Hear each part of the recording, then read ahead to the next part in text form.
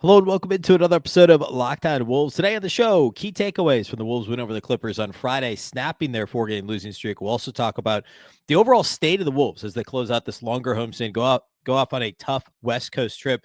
Where do the Wolves' offense and defense stand? How are we feeling coming out of this homestand? Plus, Wolves Lakers tonight. We'll preview that matchup. We haven't seen the Lakers since opening night. It's all coming. Welcome in. You are Locked On Wolves.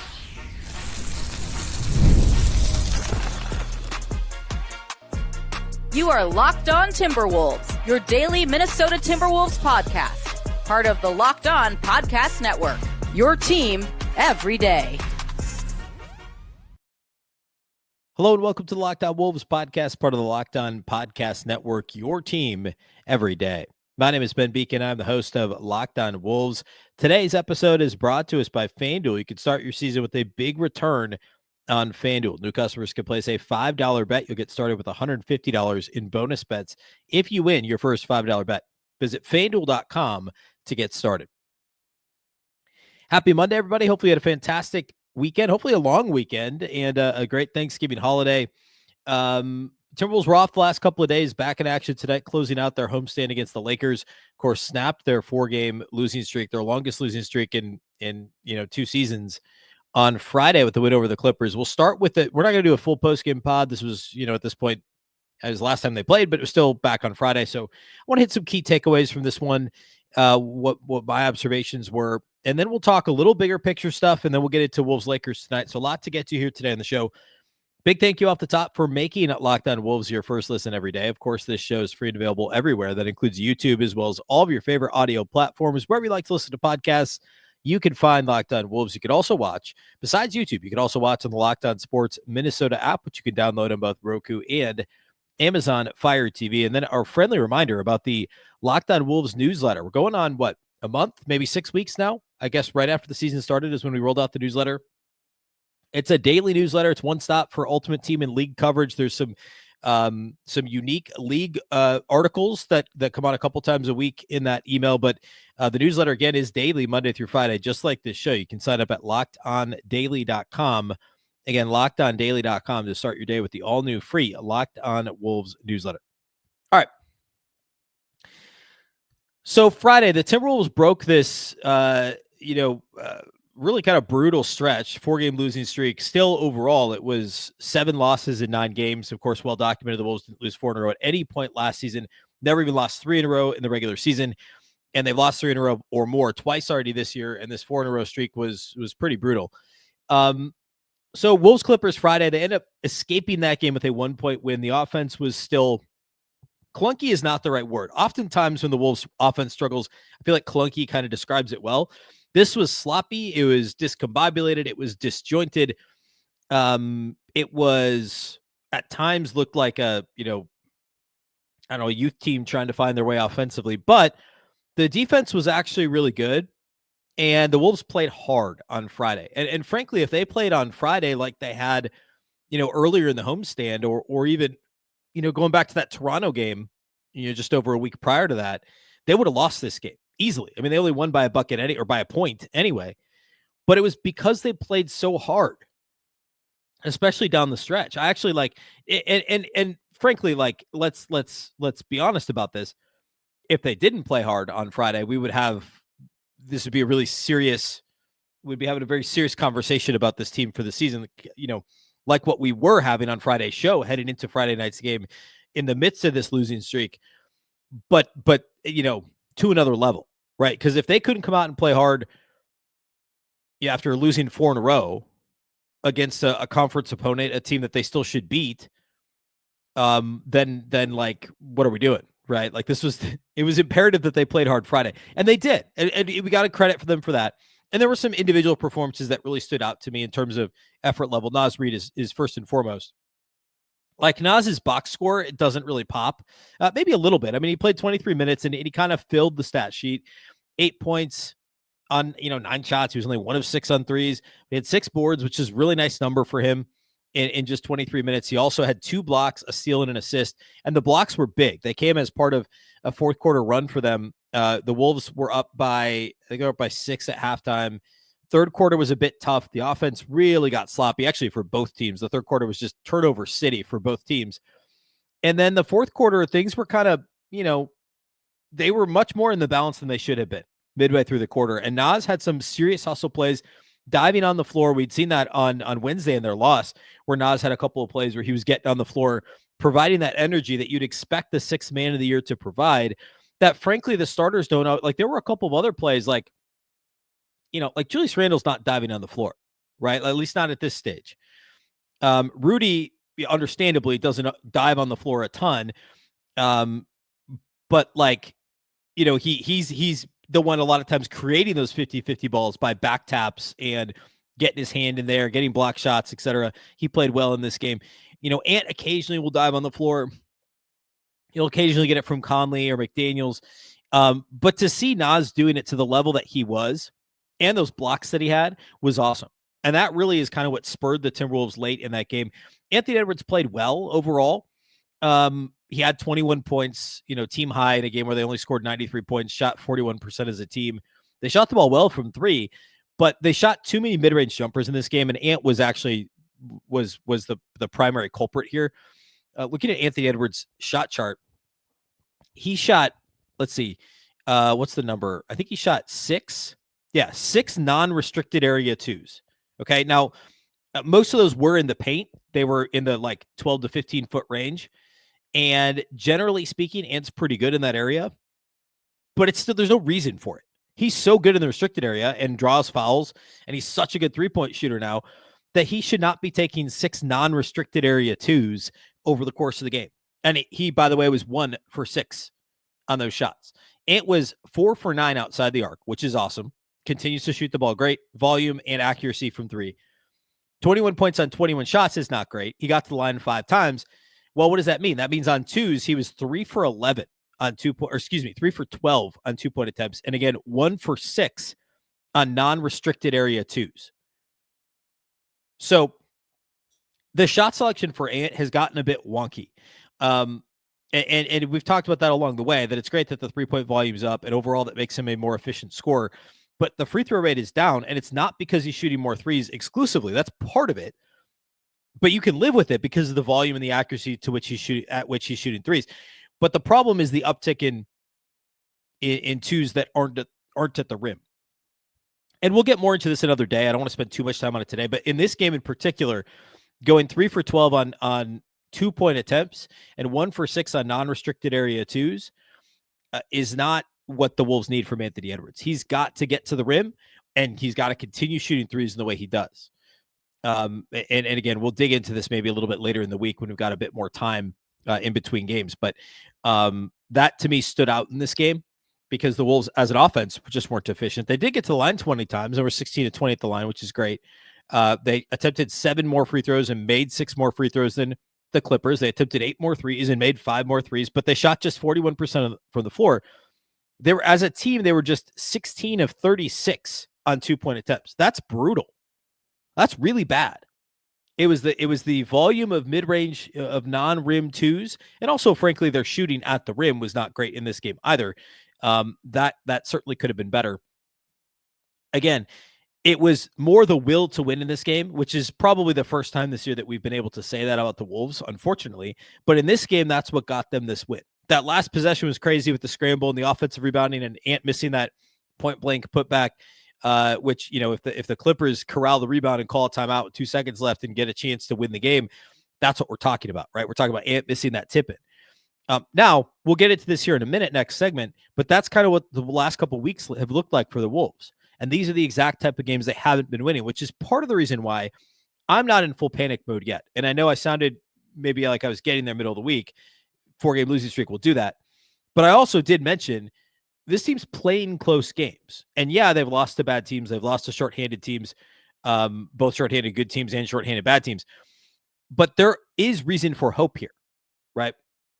On the negative side in this game, they lost points in the paint, which they should have won against a team like this. I know Zubats is good, but they should have won points in the paint. They lost. They were minus 12 points in the paint. They were minus 10 fast break points. Some of the same old issues, which is defensive rebounding and transition defense, continue to be problems. Thankfully, I don't think there'll be major issues against the Lakers on Monday. We'll talk about that last segment today. So overall, good win.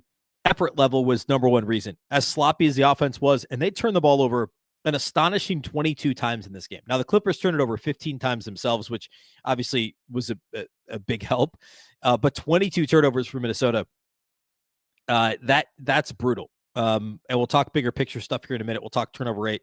So, that's all a little bit related to this Clippers game on Friday. So we'll do that next. We'll talk about the team more broadly. We'll talk about some of the offensive issues, where they kind of rank league-wide in offense and defense and things like that. We'll get to Wolves Lakers here toward the end of the show. So that's what we got on tap.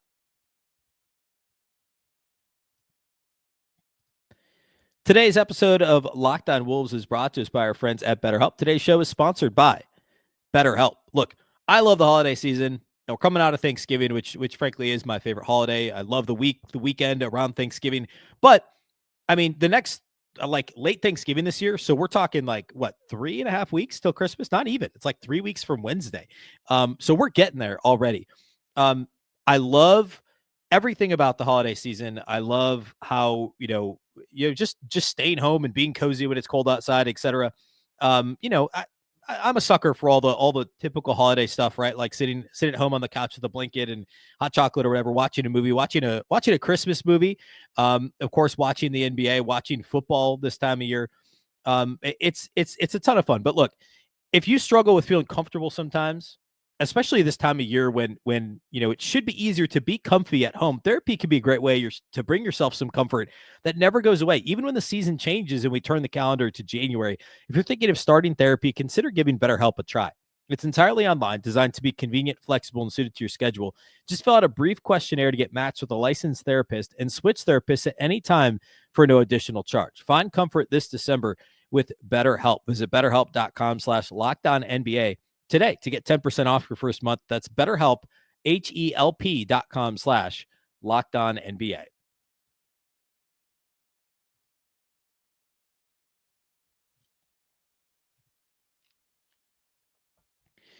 All right. Let's talk some bigger picture Timberwolves. I don't know, I guess issues, right? Like they're still 9-10, so they're mostly issues. Let's start with the positive actually first that I alluded to a moment ago. And that is overall, during the stretch of losing 7 out of 9, basically every one of these games has been a close late game where there's been actual clutch minutes. They're not blowing teams out, obviously. They're not getting blown out. There was one Blazers game, I think it was the first Blazers game, the Cup game, that was ugly. Besides that, 1-point loss to Miami, 8-point loss to Portland, 4-point overtime win against the Kings, 3-point win against the Suns, 5-point loss to the Raptors, 2-point loss to Boston, overtime loss to Houston, 9 points to Sacramento, or 11-point loss to Sacramento. That was a closer game than that on Wednesday. And I believe there were clutch minutes in the final four. And then a 1-point win to the Clippers. These are all close games. And yeah, it's a problem when you can't win close games. It's a problem when you can't execute toward the end of a game. And, that does matter. And obviously that matters more as you get later in the season. We start talking playoffs and matchups against good teams. But some of these teams were good, right? Like Houston, Sacramento, Boston, all good teams. Sacramento's on there twice. They beat them once. Phoenix, obviously no Kevin Durant. So it's not like they're only losing to the Torontos and Portlands of the world and, the shorthanded Miamis of the world, which I forgot that was a 1-point game too. So the point being, like, for instance, the Jaden McDaniels 3, was that the Sacramento game? I think it was, or no, it was the Houston game on Tuesday. Like if Jaden hits that 3, they win that game. There was a moment like that in the Sacramento game. I was especially the Clippers game. If Ant, if Ant misses that tip in and Gobert doesn't get the next offensive rebound, the Clippers get it, call timeout with 2-3 seconds left, and then they lose on a buzzer beater. We're talking about Ant missing that putback. Like that's how. And obviously games, there's more of these plays along the way, right? When you just throw the ball out of bounds for no reason, which the Wolves had a couple of those. Like those plays add up. Occasionally, I'll think about that. Like in the second quarter, if somebody gets a dumb technical and the other team gets a free point, or you get a defensive 3 seconds, or you throw, live ball turnover where somebody just falls over. I think it was Harden or somebody on the Clippers slipped and the Wolves got a bucket. Alexander Walker got a free dunk. Like those points matter in a 1-point game. They add up. And a lot of times they'll cancel out because each team will have a dumb play like that. But that's how close they are in a lot of these instances. And it's what actually kind of makes it, there's a silver lining there, of course, which we can still have that, right? We're not talking moral victories. The Wolves should be better than that. I get it. But when you lose 7 of 9, you have to look for a positive along the way. Because otherwise, what are we doing? Are we just deciding they're bad? Like, there has to be something that's going right. And the fact that they're in all these close games, that's a positive.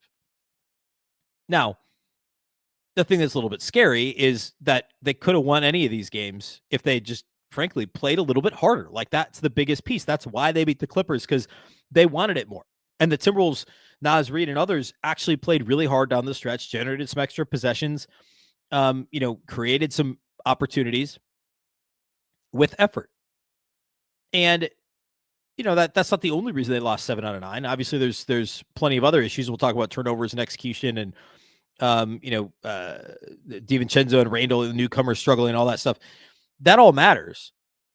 But when games are this close, it's some of the stuff on the margins that the Wolves were doing last year from an effort standpoint, from a defensive standpoint, that they're just not doing this year. Now, speaking of the defense has actually rebounded in terms of overall league ranking. They're actually, according to Clean the Glass, they're the 8th best defense in the league again now.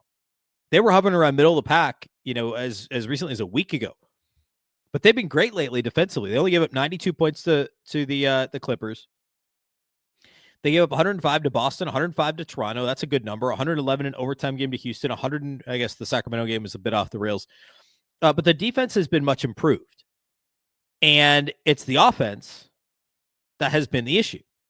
Now, the defense still isn't to where it needs to be, and I'm not going to get into the whole Rudy on-off stuff like I did a couple weeks ago, or maybe it was just a week ago. I made the point that the biggest problem, it was 2 weeks ago, I think, and this remains true. The defense isn't as good as it was last year with when Rudy's on the floor, but the defense is abysmal with Rudy off the floor. And last year it was still good. And that's the Kyle Anderson effect to a lesser extent, having Randle instead of Cat. But that's kind of the biggest difference. Offensively, they're down to 19th in the league. And it's almost entirely driven by the turnover issue, because they're middle of the pack or better in all the other 4 factors. They're actually 14th in effective field goal percentage, which they were much higher a little bit higher last year, and it is trending in the right direction. 7th in free throw rate, which is also trending in the right direction. We're seeing Ant gets a line a bit more often. Randall's helped in that category. They just overall have been getting to the line more frequently. And they're 16th in offensive rebound rate, which is better than last year, and it's higher than I would expect. And I don't know that that's something that sticks. But they're 23rd in turnover rate. And frankly, I was expecting that to be much worse, especially coming off a 22 turnover game like they had on Friday against the Clippers. But they turn the ball over in 16.1% of their possessions, which is hideous. That's a horrible number. And that's really the reason why they're 19th in offense. And I was thinking coming into the season, remember last year they finished like 14th or 15th. I was thinking they could have a top 12 offense and still have a top 3 defense. And we're talking about a top 3 seed in the West again and a real shot at the conference finals of the NBA finals. That's the recipe. And I know that's super like high level and not very specific in a lot of ways, but like that's what it boils down to, right? You have to have a competitive, like how many teams have a top 10 offense, top 10 defense? Not very many right now. Not even Boston. Like their defense has struggled lately. Oklahoma City does. Cleveland does, of course. Memphis has been great. Dallas, and I think Orlando's the only other one. Maybe Golden State. So there's like 6 teams that have a top 10 offense, top 10 defense. And the Wolves are there defensively now. 8th in the league in defense, according to Clean the Glass, but only 19th in offense. And it's driven almost entirely by the turnover issue, which is a combination of things, right? We saw Rob Dillingham get on the floor, have miscommunications with guys, toss the ball out of bounds, live ball turnovers. That's because the familiarity thing's not there, plus the youth, right? We've seen Randle have some of the same issues. We've seen Anthony Edwards, his are typically just silly turnovers. Like Ant rarely turns the ball over, and like he doesn't turn the ball over like Cat used to, right? Like Cat would turn the ball over because of offensive fouls. Cat would try to make a crazy pass and turn it over. And it was avoidable in that sense. Ants are avoidable because they're just losing the handle or, anticipating somebody's going to cut one way and not the other and throw the ball out of bounds. Those are Ant turnovers. And it's frustrating because if he just cut those out, how much better would this offense be and how much more effective would he be offensively? Now, he's not the sole problem, obviously, but he's the one that's got the ball in his hands the most often on this team. Turnover rate wise, obviously Dillingham, he wasn't in the rotation last game, but Rudy's much higher than he should be. DiVincenzo and Alexander Walker are up there too because they're both not point guards and they're being asked to play point guard. Besides that, Ants is actually only 11%. It's just, again, frustrating because the ones he does have are so silly. Really, the only one that's kind of out of whack is the Gobert one, and then DiVincenzo and Alexander Walker, because they're being asked to do something they're not. So that goes back to not having a true point guard behind Mike Conley. Dillingham's had turnover issues in his very limited minutes. He's played under 100 minutes still, but he turns the ball over on a quarter of possessions. 25% turnover rate for Rod Dillingham in 92 minutes. Now, I'm not saying he should play less. I actually thought he'd play more against the Clippers. He didn't play at all. I thought that was a pretty good matchup for him. The Lakers maybe aren't as good of a matchup, but it's a game where potentially there could be, if the Wolves should be able to build a little bit of a margin in that game. We'll talk more about it here in a little bit. And perhaps Dillingham gets the opportunity to get some run there. But like Golden State could be an interesting matchup for him to see some more playing time later in the week. Anyway, the turnover issues continue to be a serious problem. And then the last thing I'll mention is the rotation related to Dillingham. Does he get back into the rotation? Like, it's tough given the schedule, where they're sitting now. Lakers Monday, and then you get a road trip with Clippers and Golden State twice later in the week. Does he crack the rotation again in the short term, in the near term? I think he's got to. And I'm not clamoring for 25 minutes of Rob. I'm not doing the thing that a lot of folks are doing, because I don't think that's realistic. I don't think that gets you wins, but I think you need to have a better sense of what you have, and you got to get him ready for, God forbid, a longer term injury to Mike Conley or a longer term injury to Nikhil. Like, he's next man up no matter who gets hurt. And as much as healthy as this team was last year, and knock on wood, as healthy as they've been this year, beside the 3 games that Conley missed, which obviously was a big deal, somebody's going to get hurt at some point. And if Dillingham is truly the next man up, he's got to get his feet wet a bit more. So that's something I'll keep an eye on here in the next week. All right, let's talk specifically about tonight's Wolves-Lakers matchup. We'll do that here next. Today's episode of Locked On Wolves is brought to us by our title sponsors over at FanDuel. Get ready to tackle the NFL action with FanDuel, America's #1 sportsbook. Right now, new customers can bet $5 and get $150 in bonus bets if you win. The FanDuel Sportsbook app gives you everything you need to place live bets in the NFL, on the NFL, all in one place. So when you get a hunch in the middle of the game, you can check out the latest stats, view live play-by-play, and so much more on the same page where you place your bets. Basketball on Monday. I was going to see if I have a Wolves line here. Why is there not a Wolves line yet? Recording this on Sunday, there's not a line yet for Wolves-Lakers. Now, we'll talk a bit here in the injury report. I guess it's probably because the Lakers are playing tonight still. The Lakers are on a back-to-back, so we don't have a line yet for Wolves-Lakers on FanDuel. For NFL, though, on Monday Night Football, looks like we've got Browns at Broncos. Broncos are favored by 5.5. That feels a little high. The Browns have been playing better lately with Jameis. I'm not sure what the weather's going to be like there, but Browns plus 5.5 doesn't look awful on Monday night. So anyway, go check that out over at FanDuel. You can visit FanDuel.com to join today. Again, you'll get started with $150 in bonus bets if you win your first $5 bet. That's FanDuel.com. Never waste a hunch. Make every moment more with FanDuel, an official sportsbook partner of the NFL.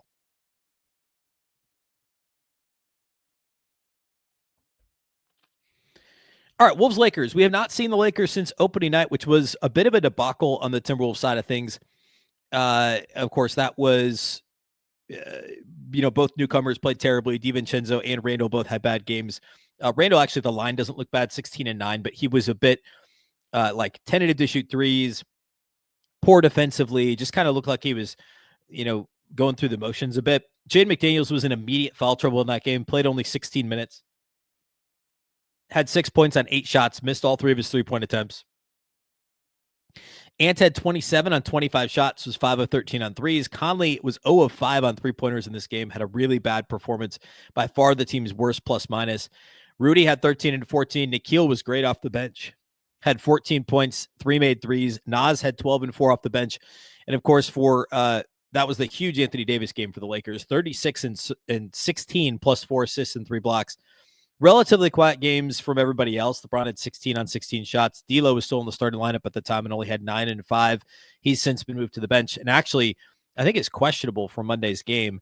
Again, I mentioned this a minute ago during the FanDuel read, but D'Angelo Russell is, or the Lakers play today. Yesterday. They play Sunday. I'm recording this prior to the Lakers game on Sunday. And, they've got a long list of injuries, guys that are questionable, guys that are doubtful. So heading into Sunday's game, they've got Anthony Davis is probable. So, it's a back-to-back, so who knows? But I'm assuming he plays in both games. We know Jackson Hayes is out. We know Austin Reeves, not Austin Reeves. We know Jared Vanderbilt is still out. D'Angelo Russell is listed as doubtful for Sunday with an illness. So at this point, I would call it 50-50. He plays Monday. Austin Reeves is questionable for Sunday. Anthony Davis is probable. So, they're a bit banged up. And, what are between D'Lo and Austin Reeves, probably one of them plays. We know Jackson Hayes won't play. It's likely Davis plays. So that's going to be, obviously something to keep an eye on. For the Lakers overall, yes, they've got a 11-8 record headed into play on Sunday, but similar to what I said about the Clippers on Friday, look at who they've beaten. They've lost 4 out of 5. The only game they won, they beat San Antonio by 18. But they've also lost to some good teams, 4 out of the last 5. But then look at who they beat during their 6-game winning streak that took them from 4-4 to 10-4 at the time. They beat Philadelphia, who's one of the league's worst teams. They beat Toronto, who's one of the league's worst teams. They beat Memphis, who's good. They won at San Antonio, who I know the Wolves lost to, but it's still San Antonio. They beat New Orleans, one of the league's worst teams. They beat Utah, one of the league's worst teams. So, the worst 4 teams in the league are Utah, New Orleans, Philadelphia, and Toronto, basically. And they beat all 4 of them during that 6-game winning streak. And then other wins this year, they did beat Phoenix with Durant, which was a nice win. They beat Sacramento, and they beat Toronto another time. So they beat Toronto twice, which I think so have the Clippers. So all that to say, I'm expecting the Wolves to be, 5-point favorites on Monday night, maybe 5.5, 6-point favorites, depending on who plays. Obviously, if AD doesn't play, they're going to be 8-point favorites probably. But it's a very winnable game for Minnesota. With the Lakers coming out of playing Utah at altitude on Sunday, traveling to Minnesota. Minnesota's had 2 days off over the weekend. They're about to go off on a long road trip. And it's not that long, but a West Coast road trip. So the Wolves they need this game. And the Lakers, no matter what happens Sunday, it's a tough travel situation for them. And the matchup overall is not too bad for the Wolves. The Lakers get to the line more than any team in the league. That's been the case for years now for the Lakers. I'm going to leave that there, but they are number 1 in free throw rate as an offense. So that's the number 1 thing for the Wolves to look at. And they've done a better job lately of defending without fouling. They're actually 9th in the league in defensive free throw rates. They've done a really good job of defending without fouling overall, especially recently. And that's going to be key against this team. Lakers aren't a great rebounding team on either end of the floor, which helps Minnesota. And they also don't force a lot of turnovers defensively. They're not a very good defensive team, period. It's basically Anthony Davis and, LeBron. When LeBron puts forth effort on that end, he obviously conserves a lot of energy defensively these days. But when he locks in, he's good. There's not really anybody else that's a true difference maker defensively for them. And, Jackson Hayes being out, there's no rim protection beside Anthony Davis. And he's great, but there's not a whole lot else there. So that will help the Wolves with their struggling offense. They shouldn't turn it over too many times against this opponent, right? So if they can play their game offensively, and by that I mean play like they should be playing offensively, not like how they did against the Clippers, and avoid some of those silly turnovers, the Lakers aren't going to make them turn over. Just don't hand them basketball and you'll be all right. Defend without fouling as best you can. The Lakers they're shooting, more threes than they did. They're back to where they were in terms of their 3-point rate is bottom third of the league. They're 21st in 3-point rate. They are 14th in percentage. But they're not shooting as many as I think everyone expected them to under JJ Redick, or as many as JJ Redick probably wants them to shoot. But if D'Lo plays, he's only 30% from 3 this year. And that hasn't gone well. The rookie Dalton Connect has been really good. He's 44% from 3 and good volume there too. LeBron's been good from 3. Austin Reeves is below league average. Some of the lower volume guys are shooting, like Hachimura only shoots 3.5 threes per game. He's 47% from outside the arc. So this is a very winnable matchup for Minnesota. And even if Anthony Davis plays on a back-to-back with the travel, with the Wolves win Friday, them, needing this win, I bet the Wolves are 5.5, 6-point favorites in this game on FanDuel. And, I like the matchup for Minnesota. Opening night hopefully was an anomaly. Now, it's not too far off from how they played during this losing 7 out of 9 stretch, of course. But if Friday can serve as something of a jumping off point to a better stretch, especially headed out on the road to play the Clippers and the Warriors twice this week, this would be the right time for it. They've really got to win this game Monday night. I like the matchup. I think they'll be all right. Okay. Well, the live postcast for you in Locked On Sports Minnesota following the game Monday. I'll be back on Tuesday with the post-game podcast, and I believe Wednesday night I'll be hosting the live postcast after Wolves Clippers too. So a big week ahead. Of course, Minnesota basketball party Wednesday morning over on Locked On Sports Minnesota and YouTube. We'll have the audio for you here at Locked On Wolves. So tons of shows on the feed Monday through Friday with all these games on tap for Minnesota. A big thank you for making Locked On Wolves your first listen every single day. Of course, this show's free and available everywhere. That includes YouTube as well as all of your favorite audio platforms. Wherever you like to listen to podcasts, you can find Locked On Wolves. You can also watch on the Locked On Sports Minnesota app on both Roku and Amazon Fire TV. You can also follow on X at Locked On T-Wolves and also at Beecken with 2 B's, 2 E's, C-K-E-N. A reminder of the Locked On Wolves newsletter. It's one stop for ultimate team and league coverage delivered right to your inbox. Sign up for free right now at LockedOnDaily.com. That's LockedOnDaily.com. Start your day with the all-new free Locked On Wolves newsletter. Locked On Wolves podcast is, of course, part of the Locked On Podcast Network. Remember, the Locked On Network is your local experts on all the biggest stories. Once again, I'm Ben Beecken. This is the Locked On Wolves podcast, and we'll catch you next time.